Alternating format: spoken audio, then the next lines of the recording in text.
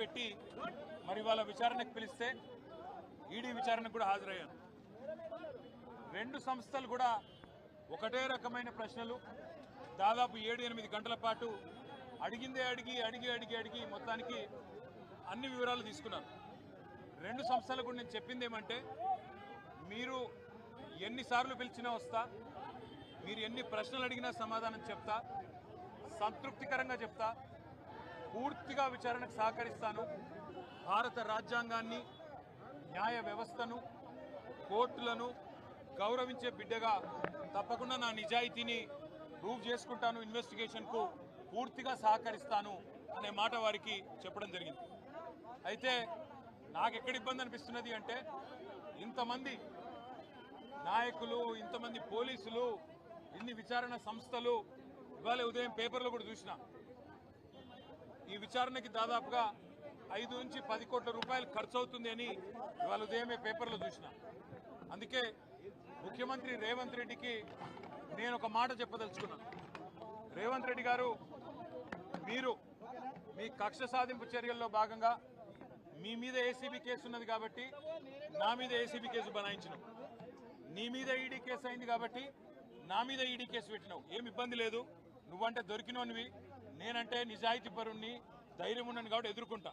కానీ ఈ 5 కోట్లు 10 కోట్లు ప్రజాధనం ఏదైతే వృధా అవుతున్నదో, ఆ 10 కోట్ల రూపాయలతో బ్రహ్మాండంగా ఇంకొక 500 మంది రైతులకు రుణమాఫీ చేయొచ్చు. ఆ 10 కోట్ల రూపాయలతో దాదాపు 2500 మంది పెద్ద మనుషులకు పెన్షన్లు ఇవ్వచ్చు. అందుకే రేవంత్ రెడ్డి గారికి నేను ఒక ఆఫర్ ఇస్తా ఉన్నా.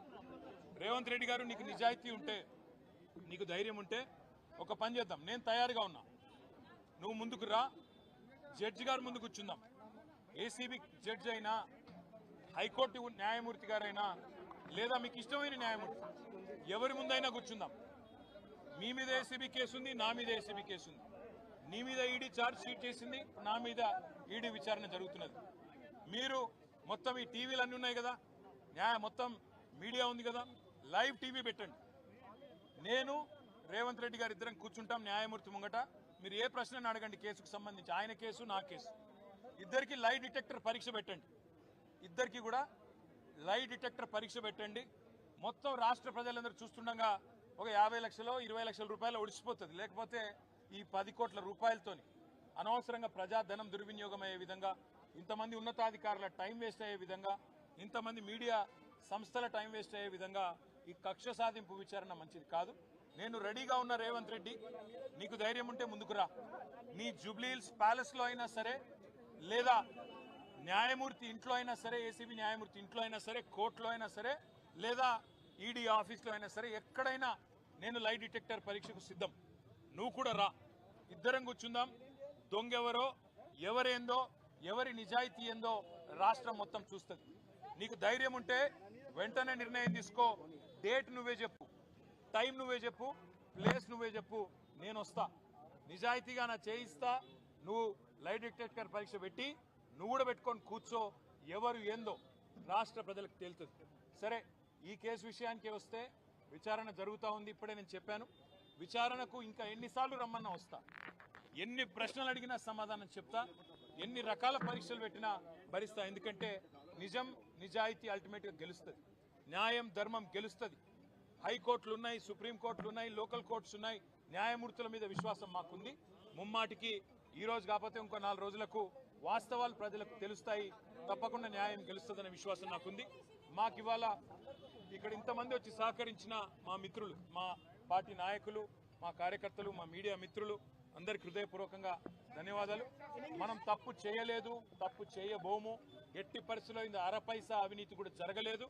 అదే మాట 8 గంటలు వాళ్ళు అడిగినా, అదే మాట చెప్పినా, తప్పు చేసింటే రుజువు చేయండి, ఏ శిక్ష వేసినా సిద్ధమని చెప్పి కూడా వారికి చెప్పిన. All I've said to the Enforcement Directorate today is that I will cooperate fully. I'll cooperate wholeheartedly. I'll cooperate fully. However many times they call me, however many times they summon me, I am going to be there. And whatever the kind of information they want from me, I'm happy to give them. But I've asked the same question to ACB. I've asked the same question to ED as well. Where is the case here? Where is the case here? यहाँ से अगर एक पैसा गया कहीं तो उस एक पैसे का अकाउंट दूसरे तरफ है। तो इसमें फ्रॉड कहाँ है, करप्शन कहाँ है, मनी अगर सब महफूज है तो लॉन्ड्रिंग कहाँ हुआ है, मनी लॉन्ड्रिंग कहाँ से आता है। मैंने यही सवाल एसीबी से पूछा, ईडी से भी पूछा। उम्मीद करता हूं, क्योंकि ultimately we all have to believe in the justice system of our great country and as a law abiding citizen, as a citizen of this country who firmly believes that Indian constitution gives me my rights, my civic rights, I believe that no matter what level of political vendetta, what level of malified intention the Chief Minister has, I have no problem. But I do have one offer to give to the Chief Minister of Telangana. Revanth Reddy ji, मैं आपको एक आज offer दे रहा हूं। संक्रांति का मौका है, offer ले लो। क्योंकि आप एक मिनट सोचो, आप पे एसीबी केस है, 50 लाख रुपया देते हुए एमएलएस को खरीदते हुए आप पकड़े गए 2015 में। वो केस अभी चल रहा है। उसी केस का फिर ईडी ने भी केस किया, चार्जशीट भी फाइल किया। आप लड़ रहे हो, अभी भी कोर्ट्स में लड़ रहे हो। तो मैं इसलिए रेवंत रेड्डी जी को ऑफर दे रहा हूं। आप वेंडेटा विच हंटिंग के एक चक्कर में आपने मेरे पे भी केस लगा दिया, कोई बात नहीं, हम इसको झेलेंगे। जो भी सवाल हमसे पूछा जाएगा उसका जवाब जरूर देंगे, क्योंकि मैं आपकी तरह मैंने कोई गलत काम किया नहीं। मैं आपको एक ऑफर दे रहा हूं, आप जब भी तैयार हो, डेट आप तय करो, जगह आप तय करो, टाइम आप तय करो, दोनों बैठ जाते हैं। आप भी बैठ जाओ, मैं भी बैठ जाता हूं, क्योंकि आप पे भी एसीबी केस है, आप पे भी ईडी केस है, मुझ पे भी आपने लगा दिया। तो इसलिए मैं कहता हूं, मैं लाई डिटेक्टर टेस्ट के लिए तैयार हूं। आप जगह, प्लेस आप चुनो, आप भी लगाओ लाई डिटेक्टर टेस्ट, मैं भी लगा लूंगा। एसीबी कोर्ट जज या हाई कोर्ट जज या पर्सन ऑफ योर चॉइस, कोई रिटायर्ड जज भी ठीक। मीडिया को लाइव लगा दो, पूरे तेलंगाना को देखने दो कि कौन झूठ बोल रहा है, कौन सही बोल रहा है। फिर ये बेवजह जो खर्च हो रहा है, 10 करोड़ से ज्यादा रकम, जनता का जो रकम है, जो स्टेट एक्सचेकर का मनी है, जो बेवजह खर्च किया जा रहा है, इसको बचाने के लिए, ताकि इससे हम आपकी जो 6 गारंटी है उसके अमलावरी में कुछ मदद हो सकता है। पैसा अगर बचेगा तो राज्य में कुछ डेवलपमेंट हो सकता है। इसलिए मैं रेवंत को ऑफर दे रहा हूं, आप आगे आइए, date, place, time of your choice, you decide. I will come wherever you want me to. If you want me to come to your Jubilee Hills palace, I will be there. वहां पे आप लाइव टेलीकास्ट लगाओ, lie detector लगा दो, जज के सामने बैठ जाएंगे, कौन चोर है कौन सही है, पूरे तेलंगाना को और तेलंगाना जनता को तय करने देंगे। बस इतना ही कहूंगा। Sorry, they have already asked me 80 questions in ACB, 40 plus questions in ED. If they want more, they have more questions, happy to answer. If they have more clarifications that I need to give, happy to answer. मैं फिर से कह रहा हूं, इसमें 1 रुपये का 1 पैसे का करप्शन नहीं है, इसमें कोई मनी लॉन्ड्रिंग नहीं हुआ है। इसलिए मैं बार बार